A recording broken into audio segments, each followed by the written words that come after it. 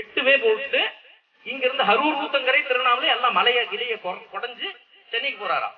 3 மணி நேரத்துல சேர்ந்துடலாமா? அப்புறம் எதுக்கு இங்க ஏர்போர்ட் வேணும்? 3 மணி நேரத்துல கிளம்பி போயிடலாம்ல.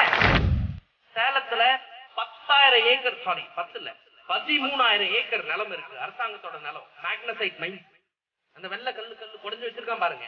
அரசாங்கத்துக்கிட்ட இருக்க நேரத்தை குண்டும் குழியா நோண்டி வச்சிருக்கான். விவசாயி சமப்படுத்துற பூமி அவனுக்கு வேணுமா? நம்ம தட்டுவோம், கரெக்டா தட்டுவோம், சேலத்துக்கு தட்டுவோம். சட்டத்துல என்ன சொல்லிருக்குன்னா, ஒரு நிலத்தை எடுத்து 10 வருஷத்துல உபயோகம் பண்ணலன்னா இந்த நிலத்தை திருப்பி அந்த விவசாயிகிட்ட கொடுக்கணும். ஃபர்ஸ்ட் அனௌன்ஸ் பண்ணாங்க 10 மாசம் முன்னாடியே. நாங்க செப்டம்பர்ல இந்த விமான நிலையத்தை ஓபன் பண்ணிடுவோம், மக்கள் சேலத்து சென்னைக்கு போக ஆரம்பிச்சுவாங்க. அந்த ஓனர் பார்த்து நேரோடி சகர சிறையில் உட்காந்துருக்காங்க. நினைச்சு பாருங்க, ஒரு பிளைட் ஒரு நாளைக்கு ஒரு ஏர்போர்ட் இயங்குமா? 1500 ரூபாய் கொடுத்து சீட் வாங்குறான் பாருங்க. அதுல 2000 ரூபாய் அரசாங்கம் கொடுக்குமா அந்த கம்பெனிக்காரனுக்கு? இப்படி ஒரு பரப்பணும் என்ன அவசியம் இருக்கு? கேவலமா இல்ல பணக்காரங்களுக்கு? ஏர்போர்ட் எடுக்கிற மாதிரி இருந்தா ஃபர்ஸ்ட் தெரிஞ்சுக்கோங்க. சுகுமார் நான் சொன்னாரு பெட்டிஷன் போடுவோம் எப்படி பண்ணுவோம்ட்டு. அரசாங்கம் முதல்ல உங்ககிட்ட பெட்டிஷன் எழுதணும். நல்லா புரிஞ்சுக்கொள்ளுங்க. அரசாங்கம் உங்ககிட்ட பெட்டிஷன் எழுதணும். என்ன எழுதணும்னா, இந்த மாதிரி நாங்க ஏர்போர்ட் கொண்டு வந்தா இந்த மாதிரி லாபம் வரும், நீங்க உங்க நிலத்தை விட்டு கொடுக்குறீங்களான்ட்டு எல்ஏஆர்ல உங்ககிட்ட கேட்கணும். ஒப்புதல் இருக்கா? உங்களுக்கு இந்த நிலத்துல எதுவும் விளையல, இந்த வாழ்க்கை உங்களுக்கு முறை பிடிக்கல, நீங்க இதை விட்டு வேற எங்கேயோ போக மாதிரி இருந்ததுன்னா சொல்லுங்க, நாங்க பணத்தை கொடுத்து விடுறோம், நாங்க இந்த ஏர்போர்ட் விரிவாக்குறோமா இல்லையா உங்ககிட்ட பெட்டிஷன் அரசாங்கம் கேட்கணும். ஃபர்ஸ்ட் நல்லா தெளிவா இருக்கு. சட்டத்தை பேசிட்டு இருக்கேன், போலீஸ்கார மாதிரி இல்ல நம்ம டிஆர் மாதிரி கலெக்டர் மாதிரி சட்டம் எல்லாம் எதுவுமே பேச மாட்டேன். சட்டத்தை பேசிட்டு இருக்கேன். சட்டத்துல தெளிவா இருக்கு, புரிஞ்சுக்கலாம். முதல்ல உங்ககிட்ட கேட்கணும். இதுல 70% 80% மக்கள் ஆமா எங்களுக்கு இந்த வாழ்க்கை முறை பிடிக்கல, இந்த ஊர் நாசமா போன ஊரு, நான் விட்டு கிளம்புறேன்னு சொன்னா தான் அரசாங்கம் இந்த பக்கம் வரணும். அந்த மாதிரி இது அபிப்பிராயம் இருக்கா யாருக்கும்? ஊர் பிடிக்கலையா? இந்த வாழ்க்கை முறை பிடிக்கலையா? சுபஸ்தா இல்லையா? கஷ்டப்பட்டு இருக்கீங்களா? பயங்கரமா வறண்ட பூமியில் இருக்கீங்களா? அப்படி இல்ல, இல்லன்னா முடிஞ்சது. இல்லன்னு சொல்லிட்டு இல்ல, அந்த இல்ல சொல்றத ஒட்டு மொத்தமா சொல்லணும். பெரிய போராட்ட உண்ணாவிரதம் எல்லாம் வேண்டாங்க. அந்த சொல்ல வேண்டிய குரல் நாங்க இல்ல கொடுக்க மாட்டோம் சொல்றத ஒத்து மொத்தமா கொடுக்கணும். சரி, இந்த மாதிரி நிலைப்பாட்டுல நேத்து நான் கொஞ்சம் ஊர்ல கொஞ்சம் சுத்தும் போது உங்க ஊர்ல சில பேர் வந்த கேள்வி வந்து, ஜெயிக்க முடியுமா, அரசாங்கத்தை மீறி ஜெயிக்க முடியுமா? 2-3 உதாரணங்கள் சொல்றேன் உங்ககிட்ட. அரசாங்கத்தோட நிலத்தை எடுக்க வரும்போது ஒரு இடத்துல கஞ்சமலைன்னு கேள்விப்பட்டிருப்பீங்க. கஞ்சமலையில அரசாங்கத்தோட நிலம், அது ரிசர்வ் ஃபாரஸ்ட். அது கஞ்சமலை 6000 ஏக்கர். 6000 ஏக்கர் கனிம கொள்ள பண்ணோம், வெடி வச்சு அந்த கனிமத்தை எடுத்துட்டு போய் ஸ்டீல் பிளான்ட்டுக்கு ஜிண்டல் ஸ்டீல் ஒர்க் மேச்சேரி கொடுக்கணும், இந்த நிலத்தை நாங்க எடுக்க போறோம் சொல்லி வரும்போது சுப்ரீம் கோர்ட் வரைக்கும் போயிடுச்சு ஃபைல். உச்ச கட்டத்துக்கு போயிடுச்சு, சுப்ரீம் கோர்ட் வரைக்கும் ஃபைல் போய் அந்த ஜட்ஜ் வந்த போது மக்கள் ஒத்து மொத்தமா சேர்ந்து நின்று இல்ல எடுக்க விட மாட்டோம், இந்த நிலம் போயிடுச்சுன்னா எங்க வாழ்வாதாரம் போயிடும், பவர்லூம் ஓடாது, விவசாயம் நடக்காது, ஆடு மாடு மேய்க்க முடியாது, பால் சப்ளை பண்ண முடியாது, பயிர் பண்ண முடியாது, நீ நிறுத்துன்னு சொன்னோம். அரசாங்கத்தை நிறுத்தி அமுச்சு விட்டாச்சு. கை தட்டுங்க, கஞ்சமலை மக்களுக்காக கை தட்டுங்க. அரசாங்கத்தோட நிலத்தை, இது உங்க நிலங்க, இது உங்க நிலம். ஒத்து மொத்தமா சொல்லிட்டீங்க வச்சுக்கோங்க, முடியாது போடான்னா போய் தான் ஆகணும், வேற வழி இல்லை. ரெண்டாவது, சிப்காட்டுக்கு வந்து நிலத்தை கேட்டாங்க, 2400 ஏக்கர் கேட்டாங்க. எங்கன்னா நல்லம்பள்ளி இருக்கு, பங்கநத்தத்திலிருந்து நல்லம்பள்ளி வரைக்கும். பங்கநத்தம் இல்ல, அந்த டோல்கேட்டுக்கு அடுத்த ஒரு ஸ்டாப் வரும். இல்ல நல்லம்பள்ளி டோல்கேட் ஒட்டின மாதிரி ஒரு ஸ்டாப் வரும், அங்க இருந்து நல்லம்பள்ளி வரைக்கும் 2400 ஏக்கர் நாகாவதி டேமுக்கு டச் ஆகுற மாதிரி ஒரு நிலத்தை.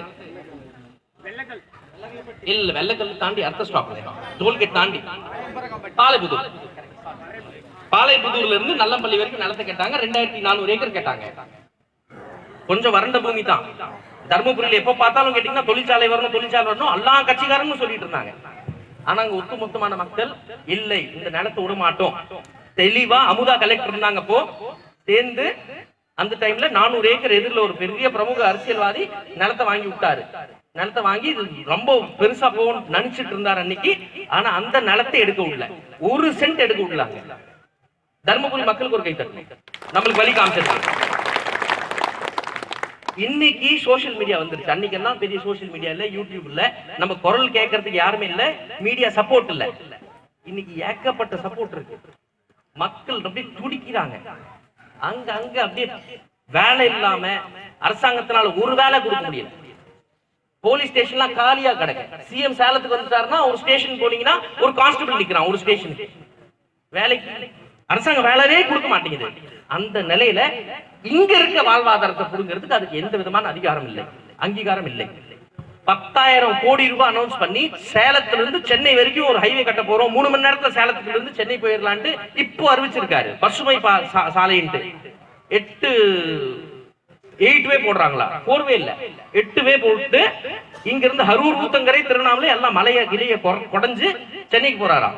3 மணி நேரத்துல சேர்ந்துடலாமா? அப்புறம் எதுக்கு இங்க ஏர்போர்ட் வேணும்? 3 மணி நேரத்துல கிளம்பி போயிடலாம்ல. நீங்க எதுக்கு ஏர்போர்ட் கேட்கறேன்? நான் இப்போ சேலத்துல இருந்து நான் வரேன். சிவா என்ன வந்து எங்க சார் வரவே இல்லைன்னு திட்டிட்டு இருந்தாரு. இங்க வந்து சேர்றதுக்கு 40 நிமிஷம் ஆயிடுச்சு. இங்க வந்து சேர்றதுக்கு 40 நிமிஷம் ஆயிடுச்சு. நான் 40 நிமிஷம் சேலத்துல வந்து ஏர்போர்ட் செக் 1 மணி நேரம் பண்ணிட்டு 1 மணி நேரம் பிளைட் பிடிச்சி அங்க போய் சென்னையில இருந்து என் பேக்காக திருப்பி நின்று 4 மணி நேரத்துல சென்னை போய் சேர்றதுக்கு சதாப்தி 2 சதாப்தி எக்ஸ்ட்ரா விட்டுரு. 4 மணி நேரத்துல சேலத்துக்கு போயிடலாம். சாரி, சேலத்துல இருந்து சென்னை போயிடலாம். ட்ரெயின் ஆனா விரிவாக்கல. ட்ரெயின் வந்து 2 சேர்த்து விரிவாக்குறது இல்ல. அன்ரிசர்வ்டு கோச் அப்படியே கூட்டமா போயிட்டு இருக்கு. சேலத்துல 10,000 ஏக்கர், சாரி 10 இல்ல 13,000 ஏக்கர் நிலம் இருக்கு. அரசாங்கத்தோட நிலம், மேக்னசைட் மைன்ஸ். அந்த வெள்ள கல்லு குடைஞ்சு வச்சிருக்கான் பாருங்க. அரசாங்கத்துக்கிட்ட இருக்க நேரத்தை குண்டும் குழியா நோண்டி வச்சிருக்கான். விவசாயி சமப்படுத்துற பூமி அவனுக்கு வேணுமா? சொல்றாங்க வெக்கல்லாம. அதை எப்படி எடுக்க முடியும்? அது குண்டும் குழியா இருக்கு, செலவாகும் எங்களுக்கு. அது சமபூமி. டேய் அப்பா சாமி, நான் வீடு கட்டி வைப்பேன், நீ வந்து உள்ள வந்து உட்காந்துக்குவியா? கொஞ்சம் கூட நினைச்சு பார்க்க முடியல. பட் எனிவே, அவங்களுக்கு புத்தி சொன்னா திருந்துக்குவாங்க. கொஞ்சம் அப்படியே சின்ன பசங்க மாதிரி அப்பப்போ புத்தி கெட்டு போயிடுது. நம்ம தட்டுவோம், தட்டுறது கரெக்டா தட்டுவோம். சேலத்துக்கு போய் தட்டுவோம். ஆமா, முழுமையா. ரொம்ப ரெண்டாவது முக்கியம் பாயிண்ட், 25 வருஷம் ஆயிடுச்சு இந்த நிலத்தை வாங்கிட்டு. 160 ஏக்கர் 25 வருஷம் ஆச்சுல்ல? 25 வருஷம் ஆகி நேற்று பாலாஜி சொன்னாரு கேஸ் இன்னும் நடந்துட்டு இருக்கு. 30 வருஷம் ஆச்சா? 89 எடுக்க ஆரம்பிச்சிட்டாங்க. அப்ப 89 எடுத்த நிலத்துக்கு இன்னைக்கு வரைக்கும் கேஸ் நடந்துட்டு இருக்குன்னா, அவங்க சட்டத்துல சொல்றது நான் சொல்றேன். சட்டத்துல என்ன சொல்லி இருக்குன்னா, ஒரு நிலத்தை எடுத்து 10 வருஷத்துல உபயோகம் பண்ணலன்னா இந்த நிலத்தை திருப்பி அந்த விவசாயி கிட்ட கொடுத்துருணும். நம்ம அந்த ஏர்போர்ட் நிலத்தை திருப்பி எடுக்காம இருக்கிறது நம்மளோட பெரிய தன்மை. இப்போ கூட நீங்க யார் அந்த நிலத்தை கொடுத்திருக்காங்களோ உள்ள போய் உட்கார்ந்து உழவு ஓட்டுனீங்கன்னா அவனுக்கு நிறுத்துறதுக்கு வாக்கு இல்ல. சட்ட பிரகாரம் புதுசா நிலத்தார எடுக்க வராங்க. என்ன ஒண்ணு பண்ணுவானா, அப்பப்போ போலீஸ் லட்டியை காட்டுவான். ஆனா இன்னைக்கு இல்ல. ரொம்ப ஆச்சரியமா இருக்கு. ஒரு ஜீப் கூட இல்ல, பயப்படுறான். நீங்க என்ன ஒட்டு மொத்தமா இங்க இவ்வளவு பேர் உட்கார்ந்து இருக்கீங்க, தெரிஞ்சு போச்சு எதிர்ப்பு தெளிவா இருக்குன்னு. இப்பதான் கலெக்டர் வந்துட்டு போனாங்க. இங்கே வந்தாங்களா? உங்க ஊருக்கா?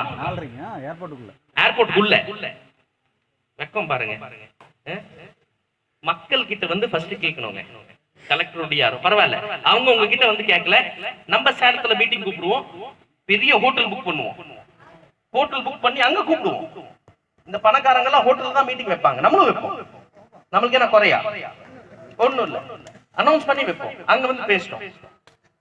தெளிவா இருங்க. நீங்க ஒண்ணு சேர்ந்து இல்ல மட்டும் சொல்லணும். போராட தேவையில்லை, ரொம்ப அதிகம் கஷ்டப்பட தேவையில்லை, இல்ல மட்டும் சொல்லணும். லாரி மார்க்கெட்ல சேலத்துல லீ பஜார் போயிருக்கீங்க இல்லைங்க? லீ பஜார் பக்கத்துல லாரி மார்க்கெட் மேம்பாலம் கட்டுறாங்க. 6 வருஷம் ஆச்சு மேம்பாலம் கட்டி. எவ்வளவு வருஷம் ஆச்சு? 6 வருஷம் ஆச்சு மேம்பாலம் கட்டி. அங்க இறக்க முடியல.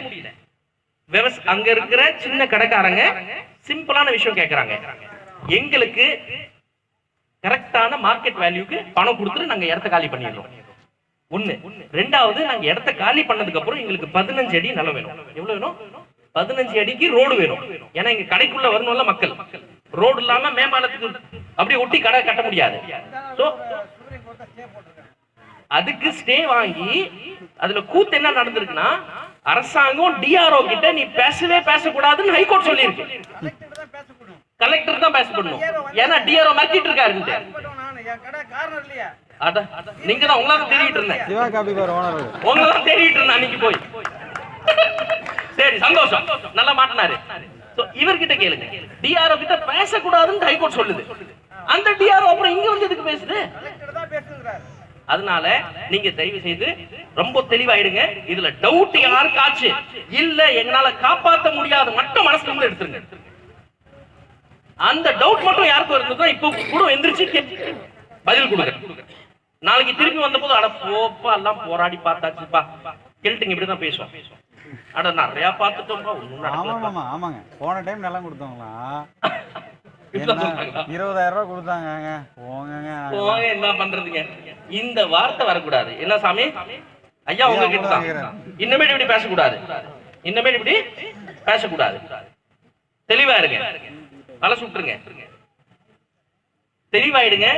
ஒட்டு மொத்தமா நம்ம இல்ல நிலத்தை கொடுக்க மாட்டோம் சொல்றது அந்த குரல் மட்டும் கரெக்டா போய் கேட்கணும். அல்லாதோட காதுல போய் கேட்கணும். அந்த காதுல அந்த குரல் கேட்டுச்சுன்னா போதும், வர்றதுக்கு வாய்ப்பே இல்லை. இங்க திருப்பி பார்க்க கூடாது. டர்போ ஜெட் விடுறேன்னாங்க, ஏர் ஒடிஷா வரணும்னாங்க. இது ஒரு வருஷமா இது பண்ணிட்டு இருக்காங்க விளையாட்டு வேலை. 25ஆம் தேதி என்னங்க சார் மத்திய கவர்மெண்ட் தான் பதில் கொடுத்துட்டு இருக்கோம். மத்திய கவர்மெண்ட், மாநில கவர்மெண்ட், எல்லா கவர்மெண்ட் பதில் கொடுக்குறோம். சரிங்க, நன்றி. ஏதோ டவுட் இருந்தா இப்பவே கேட்டுருங்க. ஆனா தொடர்ந்து இங்கதான் இருப்பேன், ரெகுலரா பேசுறதுக்கு வருவேன். ஆனா இல்ல சார், நோட்டீஸ் கொடுத்தாங்கன்னா நம்ம கண்டிப்பா வாங்கி ஆகணும். நோட்டீஸ் வாங்கிக்கலாம், தப்பு கிடையாது. ஆனா அவனுக்கு நோட்டீஸ் கொடுக்கவே, அவன் நோட்டீஸ் கொடுத்துட்டானா முட்டாளாயிடுவான். உடனே கோர்ட்ல நம்ம பக்கம் திருப்பி போறோம். ஆனா நோட்டீஸ் மட்டும் தான் கோர்ட்டுக்கு போகணும். ஏர்போர்ட் எடுக்க கூடாதுன்னு கோர்ட்டுக்கு போயிடவே கூடாது. கோர்ட் ரொம்ப ரொம்ப ஒரு பயங்கரம் பும்பரமான விஷயம். நம்ம பக்கம் திருப்பி விட்டுரும். கோர்ட் எப்பவுமே நம்பி நம்ம போயிட முடியாது. அது நியாயத்துக்கான இடம் இல்லை, பணக்காரங்களுக்கான இடம். நம்ம அரசாங்கத்தை கொக்கி மாற்றுக்கு வேணா கோர்ட்டை யூஸ் பண்ணலாம். சின்ன விஷயத்துக்கு அடுத்த கட்ட நடவடிக்கை பப்ளிசிட்டிக்கு குறு படம் தயாரிப்போம், சேலத்துக்கு போவோம், சேலத்துல இருக்கிற பணக்காரன் கேட்டுப்போம், நீ இப்படி எங்க அவனை கூட்டு வந்து காட்டுவோம், நீ இப்படி எங்க வாழ்வாதாரத்தை எடுத்து போ, நீ விருப்பப்படுறியா? நாங்க உன்னோட நல்லா இருக்கோமா, நீ எங்களோட நல்லா இருக்கியா? கூட்டு வந்து காட்டுவோம். உங்க ஊரை கூட்டு வந்து காட்டலாம். அவன் பொறாமையில அவன் சாவுவான். இதை கெடுத்துட்டு நீ பறக்கணுமான்னு அவன்கிட்ட கேட்போம். நான் உறுதியா சொல்றேன், வாரம் ஆனா ஒரு பஸ் அனுப்புவோம் சேலத்துக்கு, 50 பேரை தூக்கிட்டு வருவோம். இது நடத்துவோம். குழந்தைங்களை கூட்டு வருவோம், அங்க இருக்கிற ஸ்கூல் குழந்தைங்களை கூட்டு வருவோம். உங்க அம்மா அப்பா கிட்ட புரிய வை, இது என்ன நடக்குதுங்க. புக் அடிப்போம், சேலத்துல பேசுவோம், அரசு அதிகாரிகிட்ட பேசுவோம், நம்ம பேசுற முறையில பேசுவோம். கூப்பிட்டு ஃபர்ஸ்ட் கேள்வி, நம்ம கேள்விகளுக்கு பதில் கொடுக்கணும். அந்த பதிலுக்கு கொடுக்க வக்கீல்ல நிலத்துக்கு நோட்டீஸ் அனுப்புறாங்களா, கஷ்டம். பண்ணுவோம், ட்ரை பண்ணுவோம். சரி, எது டவுட் கேளுங்க, இல்லாட்டி அப்புறம் மக்கள் நிறைய பேர் இருக்காங்க பேசுவோம். பேட்டி என்ன கொடுத்துருக்காங்கன்னா, வர கம்மிங் 25 வந்து 25ஆம் தேதி சிஎம் இங்க வராரு ஓபன் பண்றதுக்கு. 570 ஏக்கரை எடுக்கிறதுக்கான விரிவாக்கத்துக்கு எல்லாவோட வேலையும் நடந்துருச்சு. குறிப்பு இன்னும் ஒரு சில இந்த மாத காலத்துக்குள்ள அதுக்குண்டான வேலை முடிஞ்சிடும் அப்படிங்கிற மாதிரி பேசியிருக்காங்க. 25ஆம் தேதி இங்க வராது சிஎம். அன்னைக்கு ஏதாவது ஸ்டெப் எடுக்கலாமா? கண்டிப்பா நம்ம எதிர்ப்பு தெரிவிக்கிறதுக்கு ஏதோ பிளான் பண்ணிடுவோம். எதிர்ப்பு தெரிவிக்கிறது உறுதி. ஆனா நம்ம ஏர்போர்ட் நடத்தாத நம்ம சொல்ல தேவையில்லை. பறக்கிறவன் 160 ஏக்கருக்குள்ளேயே பறந்துக்கிட்டோம். அந்த 160 ஏக்கருக்கு வெளியே வந்து பறக்க வேண்டாம். இந்த மாதிரி நாங்க எல்லா விதமான நாங்க எல்லா வேலையை முடிச்சிட்டோம், குடி சீக்கிரம் இந்த ஏர்போர்ட்டுக்காக எடுத்துரும் சொல்லி இருந்தாங்கன்னா அவங்க ஒரு பெரிய முட்டாள்தனம் பண்ணிருக்காங்க. கண்டிப்பா அவங்க வார்த்தையிலே கட்ட போறாங்க. சேலத்துல ஒரு முள்வாடி கேட் கட்டப்பட்டது, கேள்விப்பட்டிருக்கீங்க. முள்வாடி கேட்ல 4 பில்லரை எடுத்து வச்சிருக்காங்க. அந்த பாதைக்கு 2 வருஷம் அந்த 4 பில்லரோட ரயில்வே கேட் பாலம் அப்படியே நிறுத்தி வச்சிருக்கு. இது வந்து ஸ்டேட் ஹைவே இல்லைங்க, இது ஏர்போர்ட். பிரைவேட் ப்ராஜெக்ட்காக நிலம் கேட்கறான். நம்ம கிட்ட கேட்காம முடியவே முடியாது.